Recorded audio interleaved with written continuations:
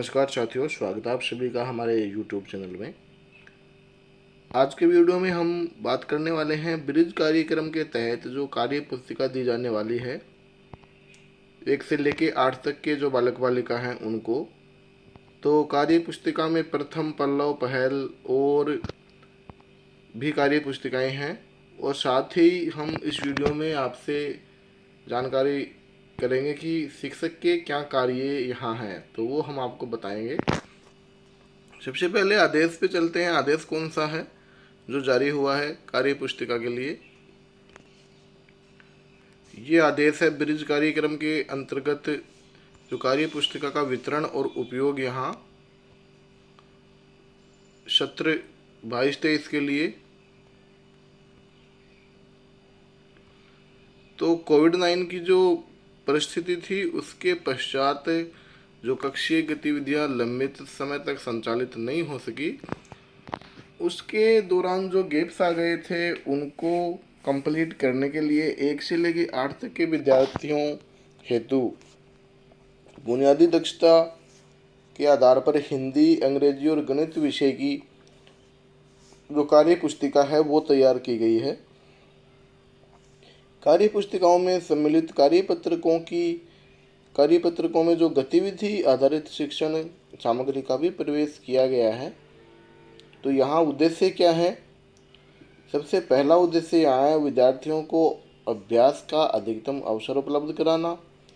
उसके बाद में जो गैप पैदा हो गया है उसको कम करना, जो संकेतक के हिसाब से जो अवधारणाओं की समझ है उसको बनाना, नियमित अंतराल पर आकलन करने के लिए आकलन करते हैं तो जो प्रगति है उसको यहाँ आकलन करना।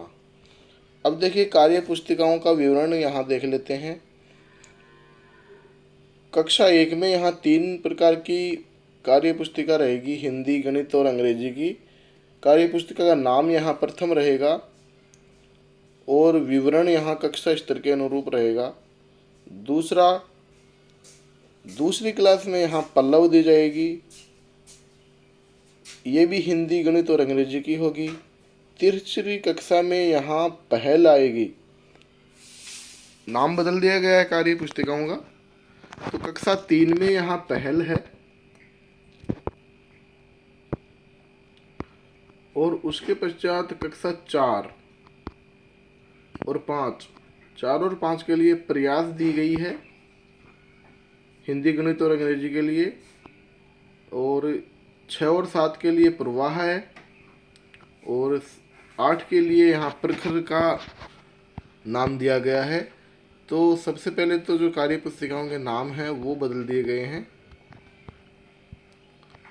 उसके बाद में कक्षा 1 और 2 की जो कार्य पुस्तिका है कक्षा स्तर के सीखने के जो प्रतिफल है उसके हिसाब से तैयार की हुई है।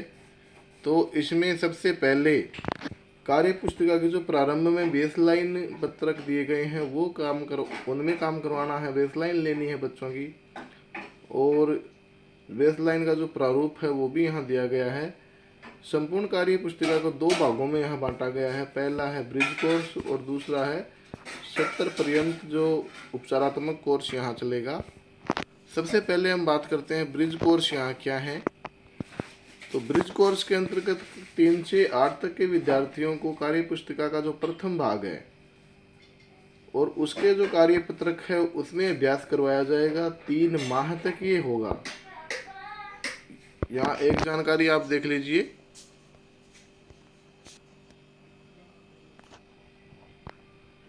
कार्य पत्रकों के मध्य नियमित अंतराल पर गतिविधि और आकलन पत्रक भी शामिल किए गए हैं यहाँ, जैसा कि हमने पुरानी जो हमारी वर्कबुक है उनमें किया था। आकलन पत्रक के माध्यम से विद्यार्थियों को सीखने का आकलन किया जाना है। ब्रिज कोर्स के प्रारंभ में प्रत्येक विद्यार्थी का प्रारंभिक मूल्यांकन लिया जाएगा। बेसलाइन हेतु प्रारूप आकलन पत्रक कार्य पुस्तिका के प्रारंभ में यहाँ दिया गया है। उसके बाद में ब्रिज कोर्स के अंत में मध्यावधि आकलन का जो पत्रक है वो दिया गया है। मध्यावधि आकलन के परिणामों के आधार पर बालक को सीखने के स्तर की जानकारी यहाँ शिक्षक को होगी और उसको फिर उपचारात्मक शिक्षण में शामिल यहाँ किया जाएगा। उसके बाद में 70 पर्यंत चलने वाला उपचारात्मक शिक्षण, तो मध्यावधि आकलन के पश्चात उपलब्धि के आधार पर विद्यार्थियों को सीखने के स्तर के हिसाब से समूह बनाकर जो उपचारात्मक शिक्षण है वो संचालित किया जाएगा। कार्यपत्रकों के मध्य गतिविधि और आकलन पत्रक भी नियमित अंतराल में यहाँ सम्मिलित किए गए हैं, जिससे कि विद्यार्थी अभ्यास कर पाएंगे। उसके बाद में जो इम्पोर्टेंट चीज़ है, कार्य पुस्तिकाओं का वितरण ब्लॉक स्तर पर चरणबद्ध रूप से किया जाना है। ब्लॉक स्तर से पीओ और शहरी सीआरसी केंद्रों के माध्यम से ये विद्यालय तक पहुंच जाएंगी। उसके पश्चात विद्यालय स्तर से 1 से 8 तक में नामांकन प्रत्येक बच्चे को कार्य पुस्तिका उपलब्ध करवाई जानी है। तो पिछली बार जिनके लेट एडमिशन हुए थे उनके लिए कार्य पुस्तिका नहीं आई थी, तो यहाँ इस बार सारे बच्चों के लिए आएंगी। संस्कृत शिक्षा के विद्यालय एवं जनजातीय क्षेत्र विकास विभाग द्वारा संचालित माँ बाड़ी केंद्रों पर भी कार्य पुस्तिकाएं वितरित की जाएगी। तो जो कार्य पुस्तिका वितरण और उपयोग के लिए निम्नानुसार जो दायित्व है वो यहाँ किए जाएंगे। जिला स्तर पर जो दायित्व है वो यहाँ दिए गए हैं, ब्लॉक स्तर पर जो दायित्व है वो दिए गए हैं। उसके बाद में पीओ और सीआरसी स्तर के जो दायित्व है, और उसके सबसे बाद में है संस्था प्रधान का दायित्व है। तो संस्था प्रधान का जो मुख्य दायित्व यहाँ है, यहाँ देख लेते हैं हम थोड़ा। तो विद्यालय के संस्था प्रधान 1 से 5 तक जो कार्य पुस्तिका है संख्या में 1 से 5% तक अंतर हो सकता है। ऐसी स्थिति में जो उपलब्धता है वो सुनिश्चित कराएं। नियमित रूप से वितरण और मॉनिटरिंग करें। यहाँ अभिभावकों के साथ नियमित संवाद स्थापित करके विद्यार्थियों को अभ्यास के लिए प्रेरित करें। उसके बाद में शिक्षकों के लिए है सबसे इम्पोर्टेंट चीज़ ये है कि शिक्षक यहाँ क्या भूमिका निभाएंगे। तो यहाँ देखिए, सबसे पहले जो कक्षावार नामांकित समस्त विद्यार्थियों को 5 दिवस में कार्य पुस्तिका बांटी जाएगी। 1 से 2 के विद्यार्थियों हेतु कक्षा स्तर के अनुरूप तैयार करके जो कार्य पुस्तिका है वो दी जाएगी। विद्यार्थियों के उनके अधिगम स्तर के आधार पर हिंदी, गणित, अंग्रेजी की जो कक्षा 1 की प्रथम, 2 के लिए पल्लव, 3 के लिए पहल, 4, 5 के लिए प्रयास, और ये जो नाम हमने आपको बताए थे वो सारी की सारी यहाँ दी जाएगी। बेस लाइन यहाँ ली जाएगी, निरंतर अभ्यास कराया जाएगा, और जो विद्यार्थियों को कठिनाई आती है उनका निराकरण करवाया जाएगा। विद्यार्थियों द्वारा की जा रही अभ्यास कार्य के जो प्रपत्र के माध्यम से समीक्षा की जाएगी, और लास्ट में नियमित अंतराल पर विद्यार्थियों को सीखने का आकलन मध्यावधि सत्र के अंत में जो एंड लाइन असेसमेंट है वो कंप्लीट करवाया जाएगा।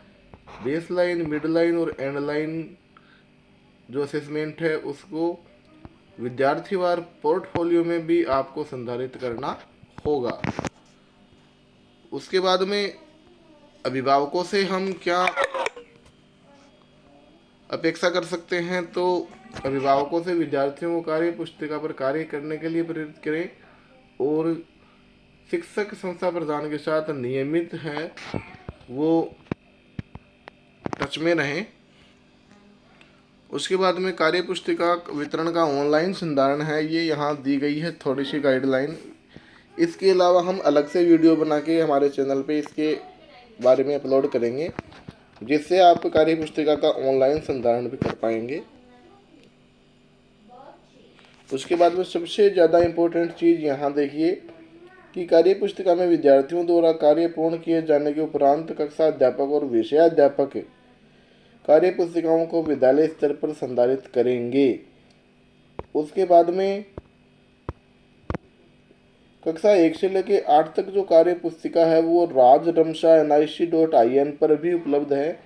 इसलिए विद्यालयों को कार्य पुस्तिका प्राप्त होने तक पोर्टल से जो कार्यपत्रक है वहाँ से डाउनलोड करके जो विद्यार्थी हैं उनको अभ्यास आप करवा सकते हैं। मतलब जब तक कार्य पुस्तिका आपके विद्यार्थियों के पास आएगी, जब तक आप रमसा की जो साइट है वहाँ से डाउनलोड करके भी इसको काम करवा सकते हैं।